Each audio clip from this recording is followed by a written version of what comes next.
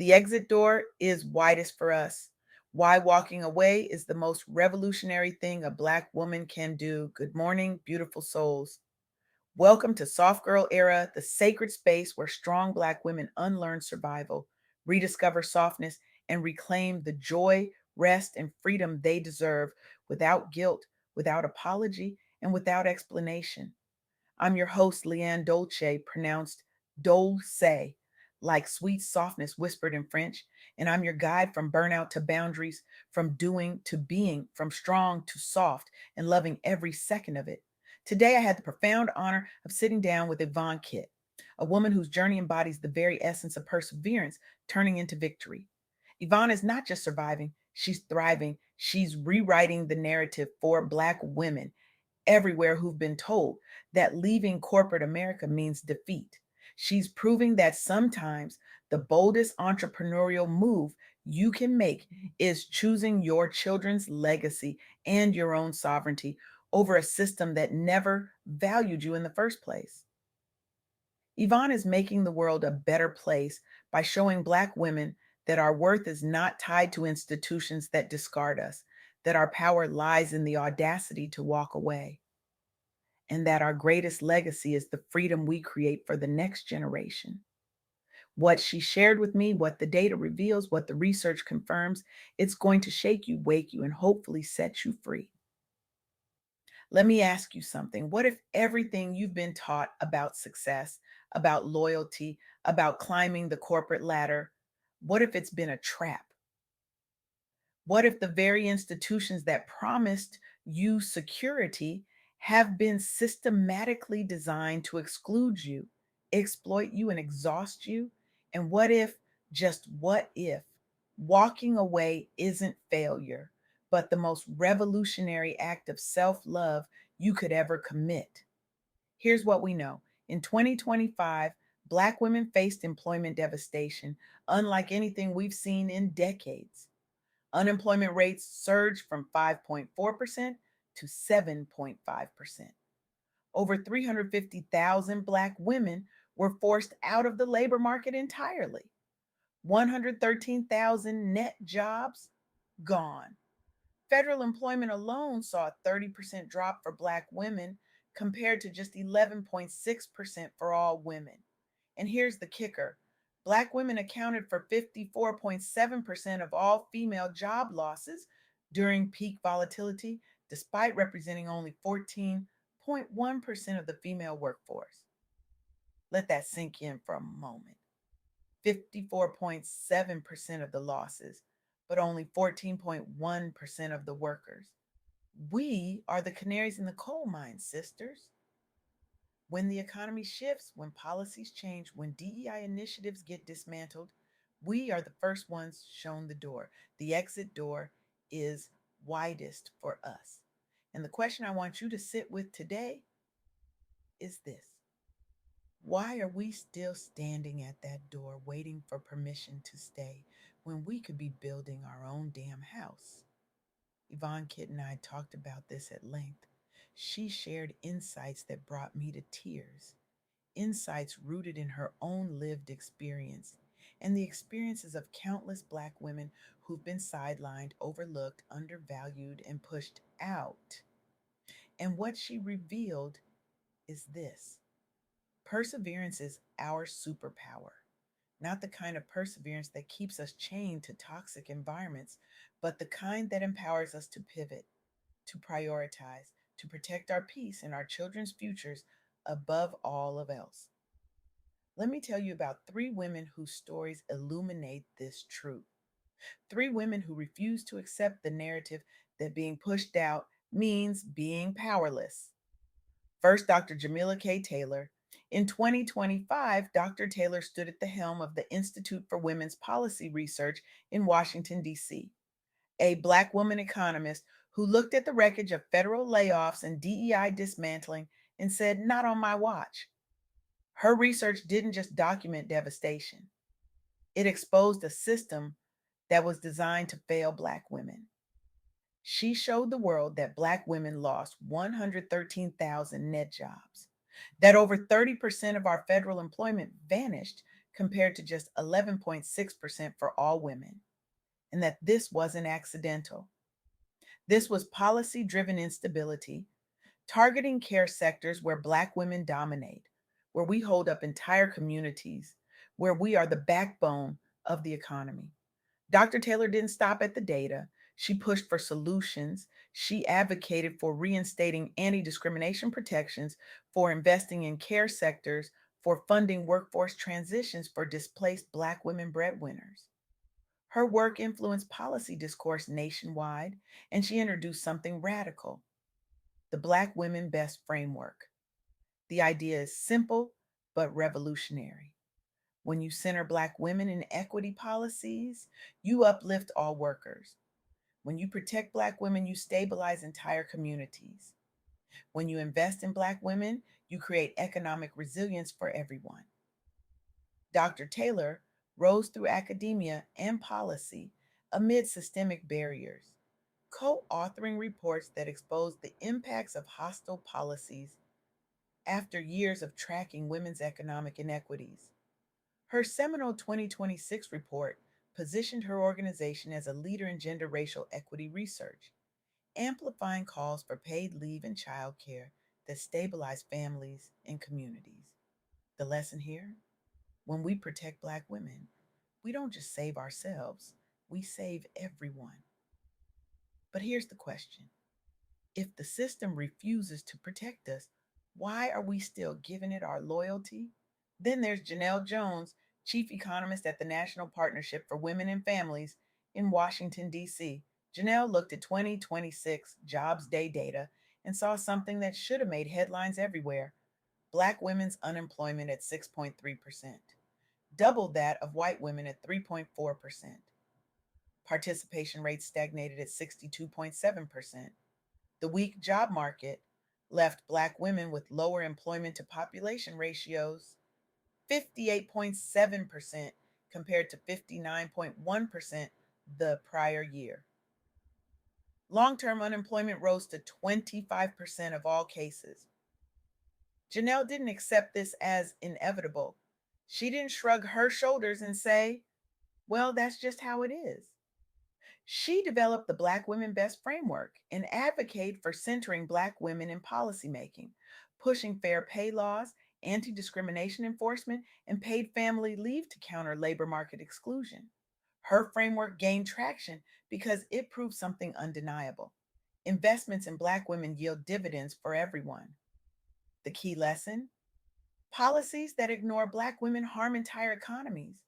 Janelle built her career analyzing racial gender gaps, rising from researcher to economist, spotlighting Black women's steady participation despite relentless barriers. Her work influenced national equity strategies post 2025, shifting advocacy to prioritize Black women and bolstering fights for health systems and protections that support Black led families and entrepreneurship. But here's what Janelle's work really tells us: the system knows we're essential. They just don't want to admit it. And they certainly don't want to pay us what we're worth. Finally, Dr. Jennifer Turner. Dr. Turner co authored the Institute for Women's Policy Research report and analyzed 2025 data that should break your heart. Black women are 16% likely to doubt they'll ever attain top positions, compared to just 2% of white women.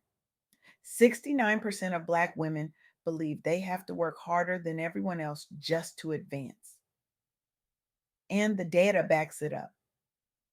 Downsizing and bias created what researchers call broken rung effects, with Black women losing 155,656 public sector jobs and facing DEI backlash in professional roles. Dr. Turner pushed for equitable workforce development, social safety nets like childcare, and protections against discrimination to re empower displaced Black women. Her work exposed that the exit door is widest for Black women, spurring targeted reentry programs. The lesson: service sectors collapse without safeguarding Black women.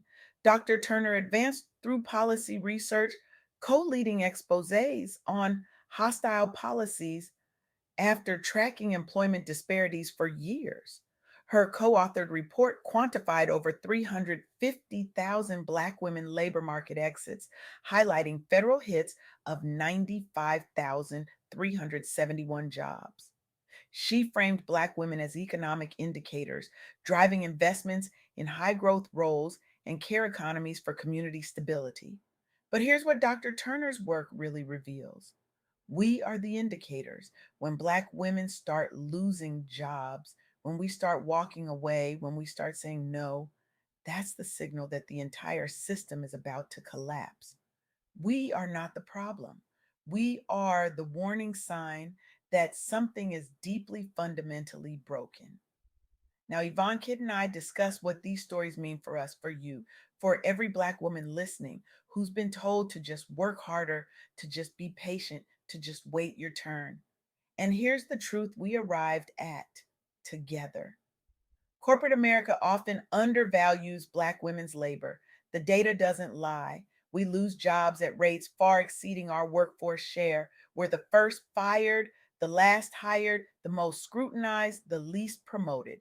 So, why are we still giving our best years, our best energy, our best ideas to systems that don't see us, don't value us, don't protect us?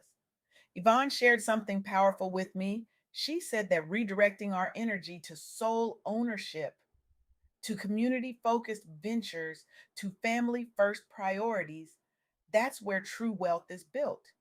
Not in boardrooms that tokenize us, not in federal jobs that eliminate us at the first budget cut, not in professional roles where we have to work twice as hard for half the recognition. True wealth is sovereignty. True wealth is waking up and knowing that your time, your energy, your brilliance belongs to you and your children, not to a corporation that sees you as expendable. And here's the third insight that Yvonne and I want you to hold close to your heart: raising the next generation is revolutionary entrepreneurship. Opting out of a weak job market, to homeschool your children, to nurture them, to pour into them, to protect them from the very systems that tried to break you, that's not retreat. That's victory. That's generational wealth that no stock portfolio can match. That's creating a legacy that counters the first fired stigma in volatile sectors like public service and professional roles. Think about it. When the economy is unstable, when jobs are disappearing, when Black women are being pushed out in record numbers, what could be more radical, more powerful, more entrepreneurial than saying, I'm going to invest in my children? I'm going to build something they can inherit, something rooted in love, in values, in freedom. That's the soft girl era, sisters. That's what it means to release the cape, to redefine strength, to embrace softness not as weakness, but as wisdom. Yvonne Kitt's insights reminded me that perseverance isn't about enduring toxic environments. It's about having the courage to leave them. It's about recognizing that your energy is sacred, that your time is precious, that your children are watching, and that the best thing you can teach them is that they don't have to sacrifice their souls for a paycheck. So here's my challenge for you today. I want you to stop for a moment and ask yourself, where am I pouring myself out and getting nothing in return? Where am I sacrificing my peace for a system that doesn't value me? Where am I teaching my children through my actions that loyalty to institutions matters more than loyalty to ourselves? Because here's the truth, sisters: the exit door is widest for us. And maybe, just maybe, that's not a curse. Maybe that's a gift. Maybe that's the universe saying you were never meant to fit into their boxes. You were meant to build your own empire. This week, I want you to commit to one audacious act of self preservation. Audit your yin energy drains. Identify one place where you're giving more than you're receiving, one place where you're shrinking to fit, one place where you're performing loyalty to people who would replace you tomorrow, and then walk away. Redirect that energy into something that's yours: a family first venture, a business idea you've been sitting on, time with your children that you've been postponing, rest that you've been denying yourself. Because perseverance is your superpower, but only when it's directed towards your victory, not someone else's profit margin. Only when it's building your legacy, not someone else's empire. Only when it's protecting your peace, not proving your worth to people who will never see you. The data is clear. The stories are undeniable. The truth is staring us in the face. Black women are being systematically pushed out of corporate America, out of federal jobs, out of professional roles. And we have two choices. We can keep fighting to stay in spaces that were never designed for us, or we can build our own. Yvonne Kitt is living proof that you can turn corporate exclusion into personal victory, that you can take the pain of being pushed out and transform it into the power of building something sovereign, something soft, something sacred. And if she can do it, so can you. So today, I'm not asking for your permission, I'm giving you mine. Permission to rest, permission to pivot, permission to prioritize your children and yourself without guilt, without apology, without explanation. Because your soft girl era isn't about doing less, it's about doing what matters. And what matters is you, your babies, your peace, your joy, your freedom. The exit door is widest for us. So let's stop trying to squeeze back in. Let's walk through that door with our heads high, our hearts full, and our hands ready to build something they could never imagine. Something that's ours, something that's free, something that's soft, something that's revolutionary.